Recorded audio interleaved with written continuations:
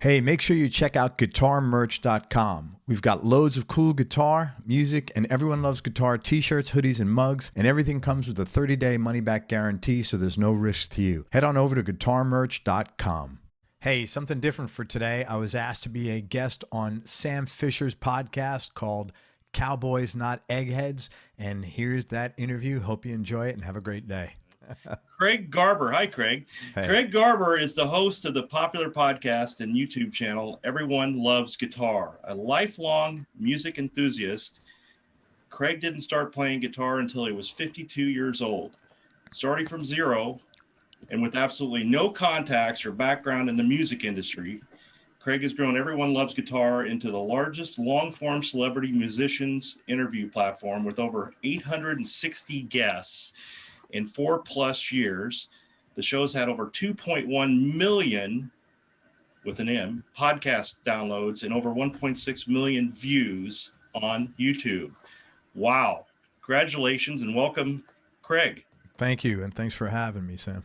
You bet. And the reason that it's unprecedented is because A, I've never screwed up a guest's last name before, but B will explain why A happened, and B is you were my first guest on where I didn't know you prior to us taping the podcast. So interesting. This is really exciting for me. I'm a little nervous. I've always just had friends. So this podcast is sort of the story of my life with friends. And so I welcome you into the story of my life. Well, thank you very much for having me. And don't be nervous. I'm breaking your cherry, but I will be gentle. I'm intrigued by you, Craig, because you and I are kind of similar.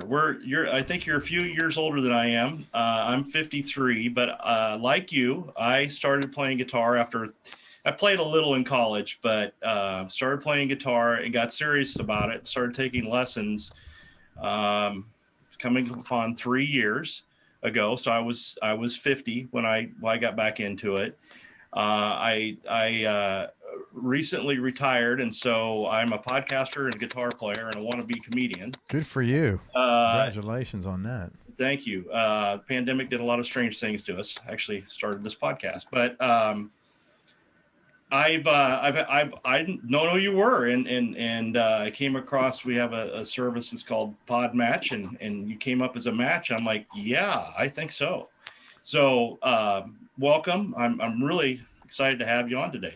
Well, thanks again. Appreciate it. So one of the things that I want to explore kind of several different topics today. One is just podcasting, or in general. Your show is fantastic, and I don't know how you do it, but you have this innate ability to just ask a question, and the guest just takes it from there. So guess what? You get to take it from here. How do you do that?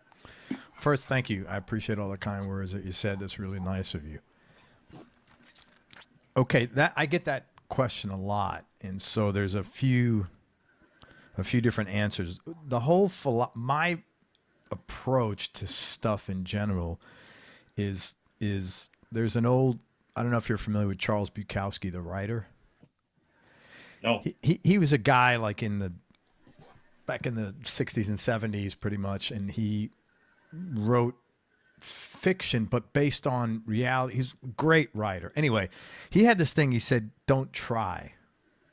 And I wrote it down. He said, don't try for Cadillacs, creation, or immortality. You wait, and if nothing happens, you wait some more. It's like a bug high on the wall. You wait for it to come to you, and it comes and it gets close enough, you reach out and you slap it and kill it. Or if it looks like if you like its looks, you make a pet out of it. And what he meant, my interpretation of what he meant by that is let things happen naturally, and that's been my personal experience in life, that when you do that, things happen naturally. You can't force things to happen naturally. That's just like opposites, right? I agree. Be authentic. Be yourself. Que sera, sera. I mean, yeah. So I don't try to make that happen. But there are a few things that are going on that probably allow for it to happen. The first is I don't have an agenda with anybody. Zero. I have no agenda, no expectations other than we're going to have a good conversation. I'm going to get to know you. But I have no, you know, a lot of people come on. We all have baggage. I don't really give a shit about baggage. Can I curse on here a little bit? Absolutely. Okay. I don't care about baggage. We'll bleep the F-bombs out. Yeah. No, I won't. I don't care about baggage. I'm not. Everybody's got stuff, challenges, and I'm not interested in that per se. It's none of my business, quite frankly. One of my sayings is we are all hypocrites, or excuse me, we are all hypocrites, and we all have our demons. Yeah, and that's none of my business. So that's number one. I don't have an agenda, and I think people know that I don't. And especially now, the shows, I have enough shows under the belt that somebody knows someone who's been on here, and they'll probably call them, or I'll get referred to them, and they'll say, what's this dude all about? The other thing is I'm a pretty good listener, and so I try to listen for things that are important to my guest, things that are not important to the guest, things that bother them, and things that make them happy. And if I know that this is something that is they have a bone to pick with it, I'm not going to talk about that stuff. So I try not to make people uncomfortable. That doesn't mean I'm not being sincere, but like, again, this is about their life. If I know there's an area that they're uncomfortable, why would I ask them about that? Well, it's their story, and they're going to tell it the way they want to. Right, regardless of whether I ask stupid questions or not. So let me just ask nice questions. The other thing is, as you've done to me, I get all the questions. I give them the questions ahead of time, so there's no surprises. And I'll be honest with you, Craig, this is only the second time I've done that. That's a great thing to do. I mean, I appreciate it when I got the questions. Well, that's what my wife has told me. I would never do that without knowing what the questions are. So it's... Well, I have an interview like next week, and I don't know what the questions are, and I'm okay with that, but it's nice to know what's going on. Right. The other thing is, most of my guests are referred to me by other guests, and now a lot of them are coming from PR people, but the PR people have had other people on I don't deal with every PR person. I just deal with a certain handful, and they've had other guests on there, so they can go and say, oh, I did so-and-so was on this guy's show. And a lot of musicians just kind of like know the show for some reason. So it's because they listen to it, my friend. That's why. Yeah, I think so. You know, I think that's going on. Also, we've done like close to 900 shows. I have a pretty good reputation for not... I'm exhausted just listening to that, Craig. Yeah. That's a lot of work. Thanks. But it's been a lot of fun, but thank you. But I have a good reputation in that. And I haven't, like, you could ask someone who's on episode 4 and ask someone who's on episode 850, and they're not, I don't think they'd give you too much of a different reaction about me. The another thing is I honor my own commitments. Whatever I say I'm going to do, I do, and I respect their boundaries. If they say, well, we did this, but I can't really talk about that, I'm not going to say, well, why not? That's none of, again, that's none of my business. If someone doesn't want to talk about it, it's fine. It's their prerogative. And then the other stuff is I don't talk about like politics or religion, not because of any reason, honestly, other than I'm not qualified to talk about either one of those. And I just, as a person, I don't like to talk. I'm not one of these guys that has an opinion on everything. I don't know anything about either of those two. So I don't, why would I discuss it? Stay in your wheelhouse. Yeah. Yeah. I mean, you want to talk about marketing or business or music or guitar. I know a little bit about those things, but I can't talk about, I just don't know politics and religion. So I don't know it, and it's controversial. It just makes no sense to discuss it. So that's I mean, if there's an answer of how do I get people to open up, and I don't know if that's the answer, but that's from my perspective. Maybe it is. Well, it's working. It's working. I mean, yeah. You get these guys that are legacy legend players that come on and they open up. They're very comfortable with you, and you know, it's something that I'm examining as a podcast host myself. How do I get more out of my guests? So that's very helpful. This is Thanks. Very, very helpful. So obviously there's a ton of guys out there you haven't interviewed, and it's not just guitar players, correct? I mean, it's drummers and bass players and singers, but it's mostly guitar players. 80% probably guitar players, and you know, 20 to 25% miscellaneous. So is there one on? Can you share with us one that you haven't interviewed yet that you'd like to? Oh yeah, I'd love to have David Gilmour on, but he won't come on. He'll never come on because he doesn't do that. No, he doesn't do those. He's a very private guy. He's quiet. He certainly doesn't need me to help sell any of his records. by a long shot. And I've had his drummer on, his longtime drummer, and his bass player, Guy Pratt, who's been with him, who's, they know each other from England. And Guy's probably played with him for 30 years. And I flat out just said, Guy, is there any chance I'd ever get David on here? And he goes, no. No. And that's about it. I mean, he's the guy. I mean, he's moved me, tremendously musically. I'd love to sit and talk with him, but that won't happen. Now, one of the things, how many of your interviews, there's been a couple snippets from your interviews that have made the old famous blabbermouth. Yeah, which is great. Is there any great news that you dished that made it to blabbermouth? No, but blabbermouth follows sort of like metal people. Right. And they're like very hypey. So for example, I had, Mike Portnoy on, the drummer from ex-drummer from Dream Theater, and he was saying something about, he goes, even this interview, there's nothing controversial here, but it'll probably be on Blabbermouth. And literally the next day, Mike Portnoy said, the reason why Dream Theater broke up, and it wasn't, I mean, it's old news at this point. He didn't say anything rude, disrespectful, it was just clickbait. Yeah. Sorry, Blabbermouth. I just destroyed my chance of making Blabbermouth because I called him clickbait. But yeah, I don't think it's clickbait as much as that's just their news, what they report on that genre, and they have a lot of followers, and I'm one of them. I read a lot of their stuff, so I consider it's a badge of honor that one of your interviews has made it to Blabbermouth. Thanks. That's my goal in life.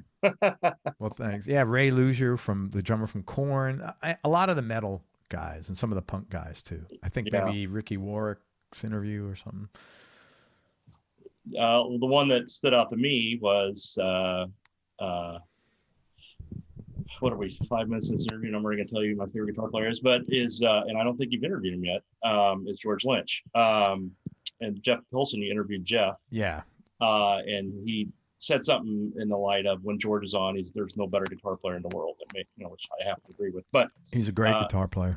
Oh, phenomenal. Obviously, I agree, Craig. One more thing I just want to tell you. The other thing, about getting people to open up, I don't take that for granted. So when someone does that, my thought is they've just given me a gift. Nobody's under an obligation to do that. So if someone feels that comfortable that they're sharing, sobriety, sexual, physical, any, alcoholism in the family, that I feel like they've given me a gift, and I think I treat it like that, and I think that probably I don't take that for granted. I've had some of the same, had some of those topics discussed in previous podcasts, and I feel like it's sacred ground. I mean, you have to be trusted, or it's not anything to be taken lightly. Absolutely agree. So let's get to the good stuff. Guitar. Tell me about your guitar playing. How good are you? How bad are you? No, I'm probably. How good do you want to be? Where are you at? I have a really good ear. I'm an intermediate guitar player. I'm one of these people, like most people. The more I practice, the better I get. Imagine that, right?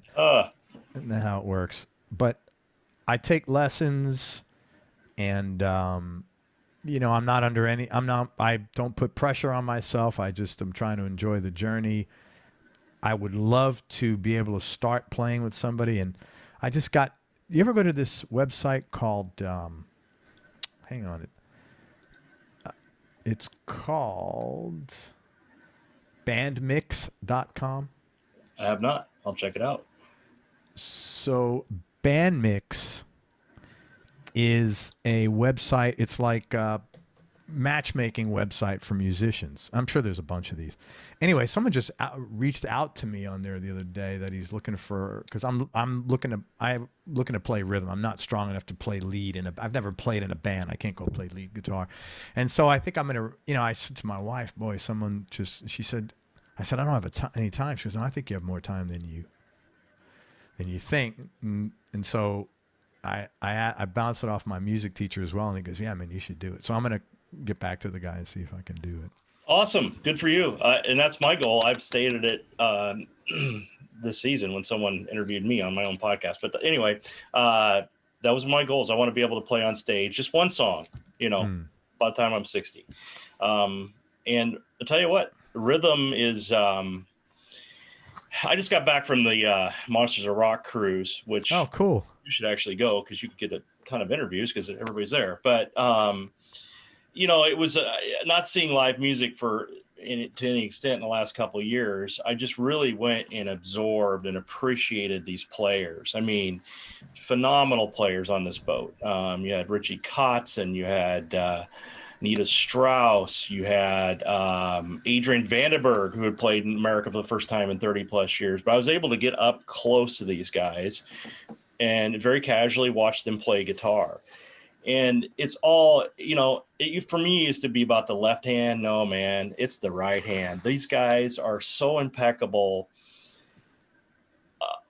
Just a tremendous appreciation for rhythm playing. Just their picking style, or how they pick, or their sense of time is incredible. I have no time whatsoever. I'm horrible, and it's something I have to work at. But these guys, it's in tune to them, and it's so much fun to watch. You watch a guy like Richie Kotzen, and I flat told him, you're able to like talk to these guys afterwards. So they're just walking around the ship like everybody else. I discredited Richie Kotzen because, he played in Poison. He can't be that great. Oh, baloney. Oh, he's a great player. Phenomenal player. Yeah, it was such a pleasure to watch him play. And he doesn't, of course, play with a pick, hasn't for years. And it's the feel that guy has. I've never seen anything like it. I just, you just know you're in the presence of just elite talent. And he plays a Telecaster, right? Gosh, I'm trying to think. It's for those things you saw like 6 bands in like 6 hours. You're like, oh, no worries. I think so. Yeah. Something very simple. I mean, it's nothing fancy, but the feel that guy had was unbelievable, and incredible singer as well. So good on you for the rhythm part. I mean, there's, well, I've learned be a good lead player until you're a good rhythm player. That's what they say. So bingo. And that's why I want to do that. And it'll helps you, you're playing all these inversions too. You really learn the neck much better. Right. Now, speaking of learning, how are you learning guitar? Did you go to your guitar teacher and say, teach me theory, or did you say, teach me this song? Neither. I didn't feel I was qualified to tell them what to teach. If I was qualified to do that, I would have just. I figure if I'm paying, I can tell them whatever. But well, no, I want I've gone through a few guitar teachers, and my current teacher. Can I mention his name? Sure. His name is Rob Garland. If anybody wants lessons, he's a phenomenal teacher. Rob Garland. Yeah, Rob Garland with a G. And while we're on this, my guitar teacher would be angry if I didn't mention him. His name is Zachary Adkins. He's on YouTube. You can find him. He won the Ibanez Fastest Fingers Award several years ago. Great guy. That's who has cool. A guitar academy here in Omaha. It's got 500 students or something. But oh, that's awesome. So yeah, check those guys out. Teachers are good. They're hard to find. So. Yeah, and Rob's great. He teaches at MI, and he's played professionally for a long time. And I trust I don't ever. I've had other music teachers, and they'd walk in and say, "Hey, so what do you want to do today?" And I'm like, "Well, how the hell am I supposed to know that?" I mean, I didn't have and it wasn't like I came to learn a song. Like, how can I answer that? I'm not very poorly qualified to answer that question, to learn how to play guitar. So Rob's great. I do learn theory, but it's within the context of an application of playing. It's not, well, learn your scales. It's always within the context of playing. Does he let you choose what you get to learn, or does he pick it for you? No, like we talked about learning a song, and he knows the music I like, and then we talked about, I said, how about a Gary Moore song? And no, it's kind of like mutual. He knows what I like. I'm a blues guy, so he kind of knows that. So interesting. So what inspires you to play the guitar? Man, I feel so good when I play. I was a musician when I was a kid. I played saxophone. Okay. And I was very good at it. I played at Carnegie Hall, and I love music. I just never, I didn't really have that kind of support at home, so it wasn't something I got to do. Then I got married, had kids young, and I just love playing. It's such an expressive thing. It's literally outside of spending time with my wife. It's probably the thing I love to do the most. So learning a new song is just you just enjoy the challenge of playing the song or enjoy learning it. See, for me, it's no. I don't No. enjoy the challenge. I enjoy the feeling of expressing of emotions through the instrument. right, Yeah. right. For me, it's more of I'll just go in there. I mean, and it's terrible because it's probably not the way to do it, but it's the way I do it. And I'll just, all I learn is George Lynch stuff. And that's it. So That's the great thing about music. I mean, it's like, I know like probably 15 bits and pieces of 15 songs that he's done over the years. That's great. And that's the only reason I plug in is because I can make it sort of sound like that. It's like, and it's once you hit that particular thing, whatever it is, that's been ingrained in you since 1985 or whatever, it's a cathartic and that's where I guess where we can meet on. Yeah. It's very cathartic. It's very like, holy Toledo. It's fun. It's yeah, it's fun. It's play. That's what all the guys on my show. It's playing guitar, and I am very aware of that because that's a big source of joy and fun for me. So if you're learning by theory, you're learning scales or you're learning notes or you're learning. To me, guitar is a linear thing. I look at the guitar as a linear instrument in the sense of a song to me is just a roadmap, and I just got to figure out how to get from point A to B. And every day it's something new. It's like, oh, stop here, jump up and down with one leg, do a twist or whatever at this point, and then you got to go to that point.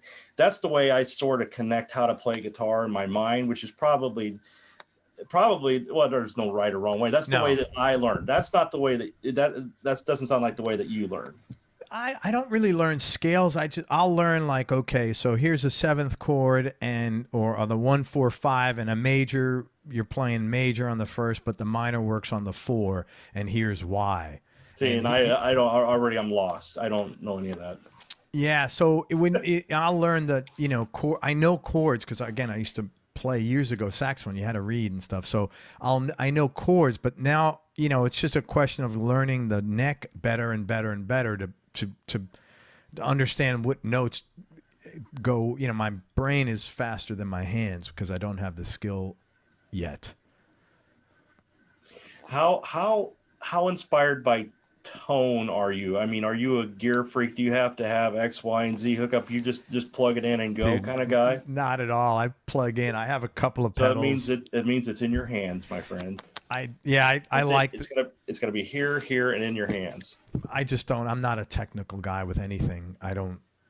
I get in the car, put the key in, and drive. I don't know how the engine works. The engine works. I could change my oil if I had to, and change tires, but I don't not interested in that. I just like the end. But like I'll just plug into the guitar. I love the warmth of an amp. I love the warm sound of a tube amp and the tubes breaking up. I much prefer that over a pedal. Yeah.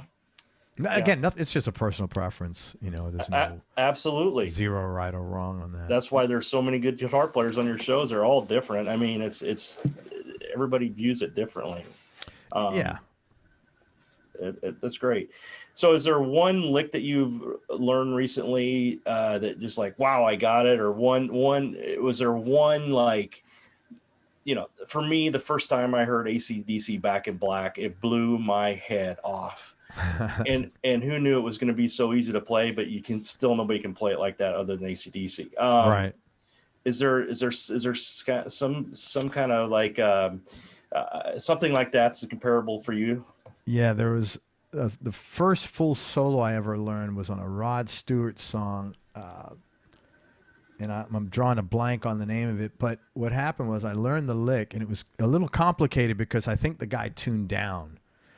I had to learn it in like B flat, and he probably tuned down, so he was playing it in A. So it was a little complicated, but it was a great sense of accomplishment. And I went out and found the guy because it wasn't one of the big. It wasn't Jeff Beck. Right. It was Jim Cregan. And so I found him, and it was so gratifying. I had him on my show, and it was a great interview, man. He talked about so many things. And that was really cool. Like learning that being the first solo I learned, and then having him on the show, like it's a bit of a connection because he'd already moved me so much emotionally, which is a cool thing to do. Absolutely. When I have guys on my show that I very well, I mean, because I've had 900 people basically. I'm not familiar with most of their work. Right. Right. So what's the most rewarding thing that you've learned on the guitar? Was it that particular moment, or was it something else? No, I don't know. Everything just that I get to pick up and play every day is I've become less goal oriented as I've gotten older and more experience oriented. So I'm just looking, I'm trying to be present more. So like that today I really enjoyed my practice. I'm not really I don't put pressure on myself to accomplish stuff the way I used to. I did that for most of my life, and it wasn't as rewarding as I thought it would have been. So I just enjoy the moment. Just like you do podcasts. Yeah, kind of. I've tried. Honestly, it's like I do everything now. I'm really. I mean, I'm not. I work at it like everybody else. Isn't it interesting? The older you get, the more grateful you get. It's just. Oh God, yeah, yeah. It's just a different frame of mind, and so you'll approach everything differently, whether it be guitar or podcast or how you treat your wife or whatever. I mean, everything is just different once you kind of embrace being grateful and just kind of give that up. I would say so. Yeah, and I just being present is really important to me because again, you're getting older, man. You realize your mortality, and you're like, well, I better enjoy right now. I mean, I have tomorrow. Not that I'm walking around actively thinking like that, but right. Well, my dad used to say when he was about my age, he said, I only got 30 years left. Only half of them are going to be worth this shit. So, there's something to that. Yeah. Yeah. So where are you at in your journey from playing guitar? Are you satisfied? Are you trying to get to that next level? Do you have any set or written goals, or you're just present like we talked about? No, I mean, I'm just playing every day, and I know I'll get better the more I play. I'm not really. If I put a goal on it, man, then it takes the fun out of it. For me, it takes the fun out of it. Like I could see though, if you start playing this when you're 14 or 30, like most people play when they're young, you need to because you need a lot of time to get good. Then I could see, well, I got to nail down this solo, because then it's like you're accumulating. Yeah. I'm not really accumulating. I'm just learning and just trying. It feels so good to express. And although I'm not a gear guy, I am a tone guy in the sense that I like a warm tone, and I do feel it. And I mean, I love playing Strats, but they don't have as warm a tone for me as my Gibsons, but they're so freaking easy to play. It's always a dilemma for me anyway. Yeah. Is there anything that along your journey that you were like surprised that you could play it, or surprised that you're like, holy cow, I just played that? You know what I mean? Yeah. Like all the time. That happens all the time. And it's so simple. It's just practice. It's like taking foul shots. At a certain point in time, you're going to start making more of them. Repetition. Yeah. And so like when I can play a chord change and go from one chord to the other, the first time I did it, it was like, 20 seconds till I can get the fingering right. And now I'm down to like 3.5. I'm like, man, that's pretty, it feels good. You get to see your progress. Yeah. So you talk about practice. It's something that I don't do enough of. I don't have a set time for it. My guitar, I walk by it every time I come to my office. And sometimes I'll just sit down and all of a sudden, an hour and a half later, I'm done. Do you have a set schedule for practice? Do you make it that way? Or do you want to like say, hey, Craig, I've got to get, an hour a day in this week? Or how do you approach practice? My ideal day is like I'm up at like 5:30. If I can get up early, I will come here and play for 30 to 45 minutes. And I'll do my quote, like technical stuff. I'll do, I don't practice scales, but I'll do the more technical stuff, right? Practice pentatonics or just neck learning stuff. And then I like to ideally come back later in the day and play another 45 minutes to an hour. And then it's all the fun stuff. That doesn't always happen. So what I'll wind up doing is I'd like to play every day. I don't. If I can get 5 days a week in, like, I'm okay with that. And, you know, I'll play for an hour to 2 hours doing whatever.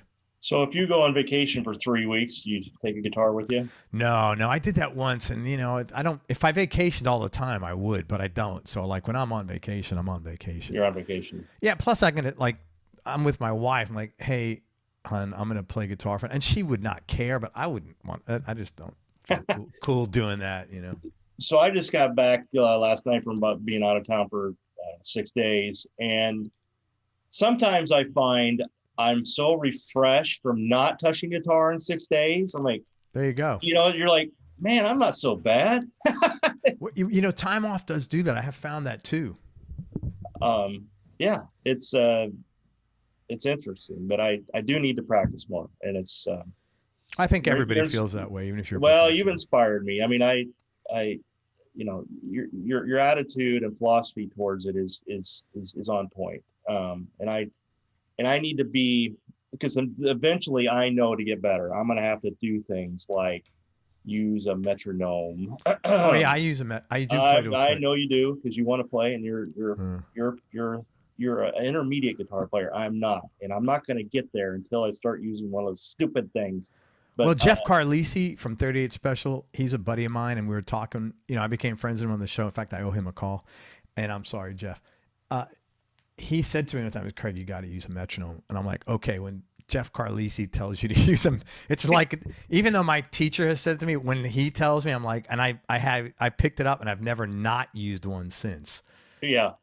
You know, and I don't know if you play along to songs. Yeah, of course. Okay. So that's what I do. And it's funny because I never knew what a phenomenal drummer Mick Brown was until I started playing talking songs, you know? Yeah. Now listening to a drummer at a show is a different experience for me. Yeah. That's the drumming is so important. Yeah. Do you play with a live drummer ever? No, I've played with like one person. One of my business partners is a guitar player, and I was out visiting him and we played. But that's part of the problem. I need to do that now. That's my next step, because I'm not going to get better playing. Every guy on my show has said, when I say guy, every guest on my show has said, you got to get out and play with people. Please don't be the guy who just sits in his room, because that's when you get better. Yeah, gigging. I mean, that's right. I mean, how did Eddie Van Halen become the best guitar player in the world? Because they gigged their asses off in the 70s. I mean, all the time. All these bands do that. Yeah. You know, that's the best players are the guys that play the most. It's not really complicated. Yep. And no gig is too small or big. They just do it. Yeah. Just play. Okay. So what is the guitar player that most parallels your life, and why? Yeah, I have no clue. I really have. I mean, I've had a couple of guys that I've become friends with on my show. I don't know that their lives have paralleled mine. I don't really know. It's, you know, everybody. I thought it was me. I don't know your life story. How would I know? Well, it's kind of a tricky question. I mean, a better way to ask that question is, who is your biggest inspiration in guitar? Oh, Gilmour. I mean, and that's one of the reasons why I wanted to learn chord tones, because I got to be honest with you, Gilmour's not playing advanced stuff. He just knows all the right notes to hit, and generally they're all within the chord and scale he's playing. And I'm like, well, I could do that. Yeah. You know, he's not like, I'm not a shredder, and I don't listen to that kind of music. You know, I love a guy like Lynch, but that's not what I would play.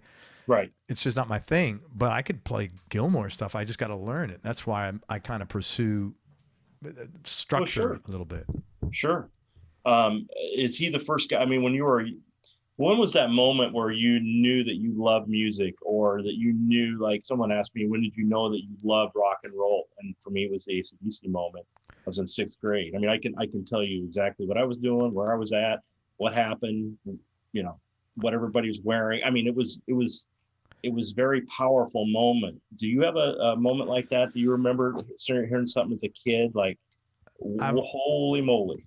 I always listened to music. There was always music on in the car, and I just loved it. And I remember going out and begging my parents to get me a record player, which is what they called them back then. Yeah. And yeah, LP 45s and what's the big ones? LPs. LPs, yeah. LPs and 45s, yeah.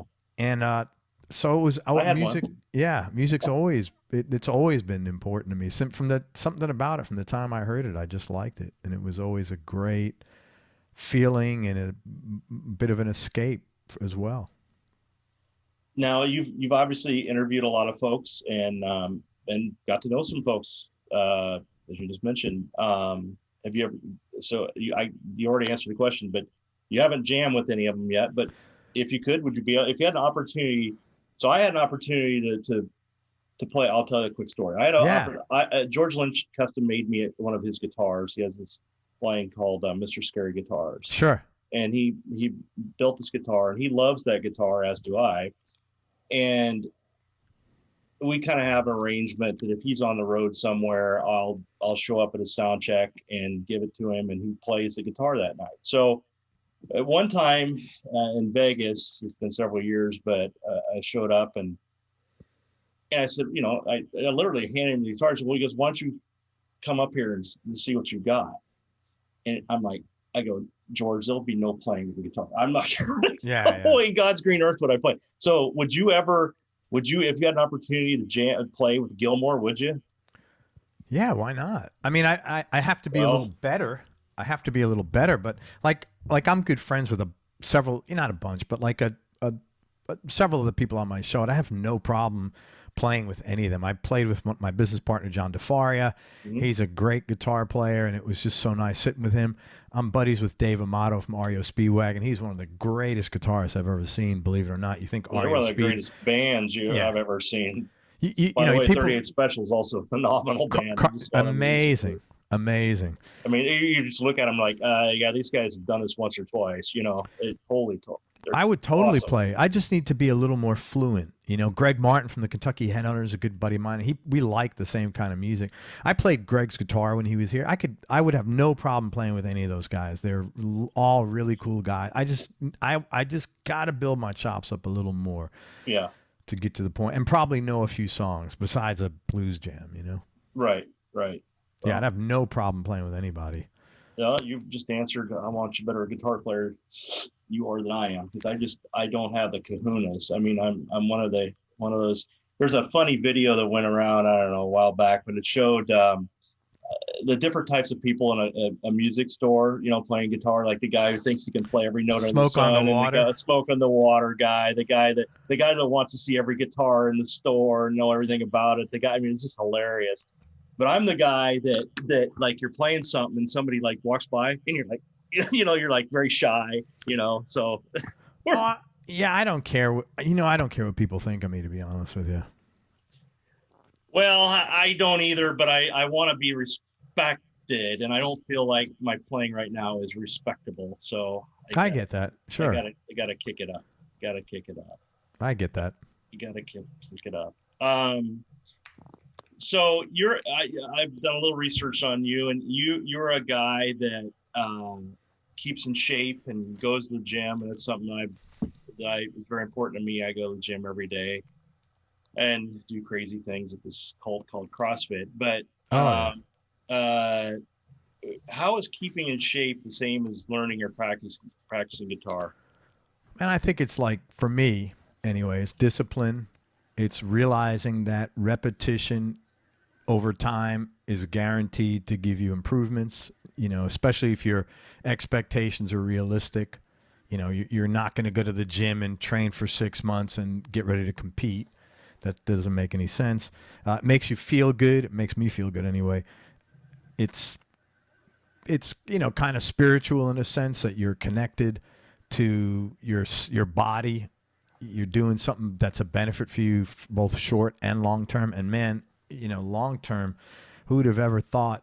I never thought when I first started training that you go to start training as a kid to be vain, to get muscles. And now, I mean, I'm happy that I have muscles, but my focus is health and fitness, Well, my doctor likes my blood work, and that's really my, Yeah.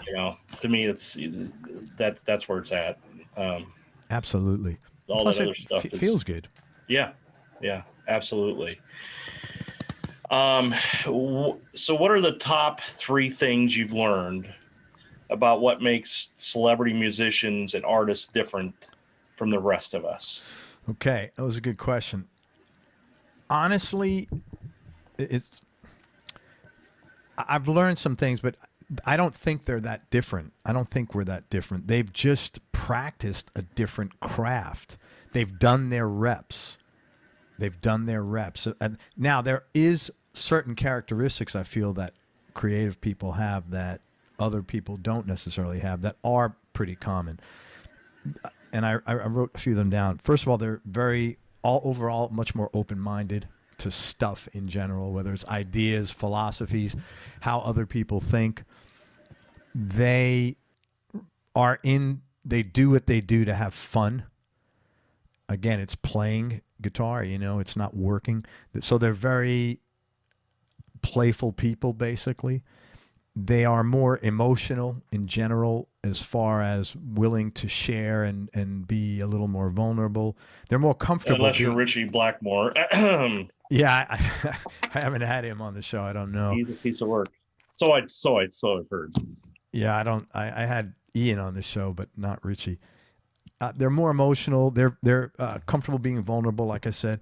They are also very comfortable pushing boundaries because they've had to do that their whole career to get better, whether it's playing with an artist they don't know or playing a genre of music they don't know, or, hey, do you play banjo? Yeah, and they don't. So taking on things that are part of their career.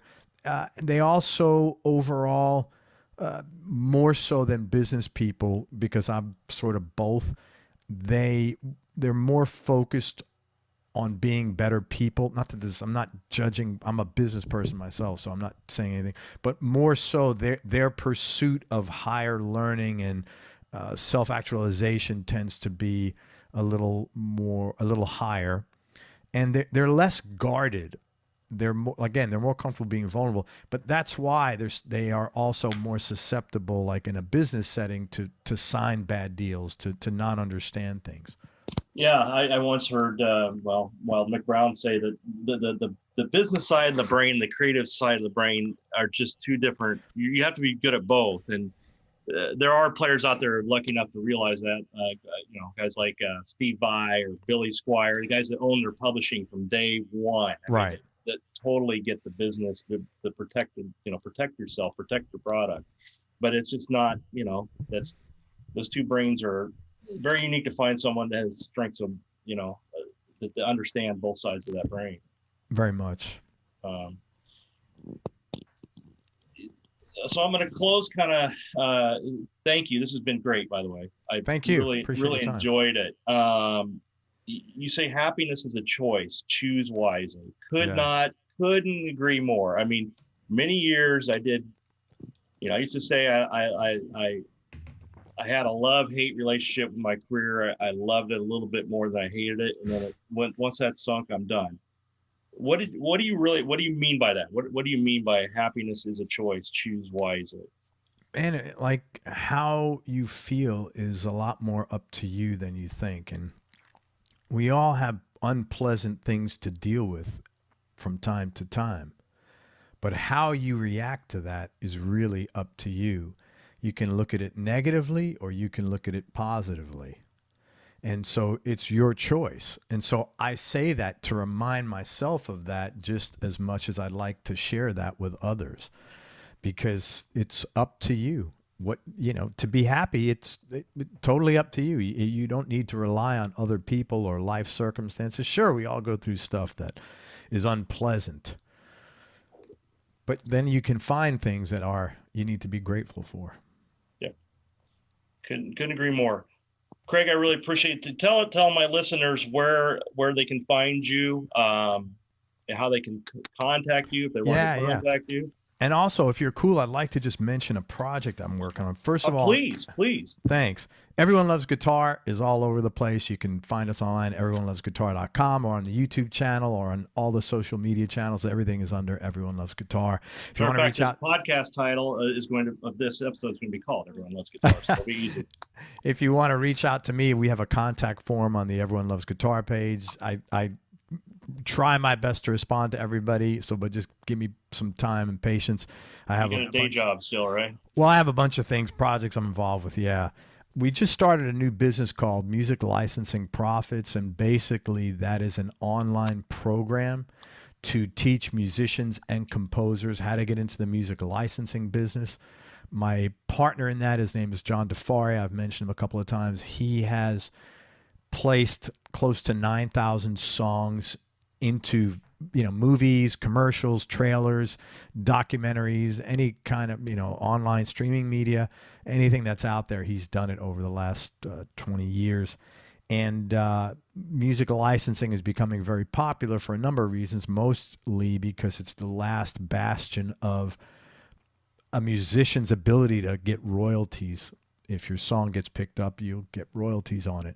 And so this program we put together teaches you how to get into the business, how to make your own music much more licensable, key players in the industry, royalties, legal documents, and anything that you need to know. And I just wanted to say, if you're interested in it, we have two things you can look at. We have a free webinar. It's called The 5 Biggest Mistakes Musicians and Composers Make When Trying to Get Your Music Licensed, and you can find that at musiclicensingprofits.com. Or if you want to go straight to the program and learn about that, just go to MLP for Music Licensing Profits, mlp.life/MLP. All right. Thank you, Craig. Thanks, Sam. I appreciate your time. Best of luck with everything, and thank you for having me. You betcha.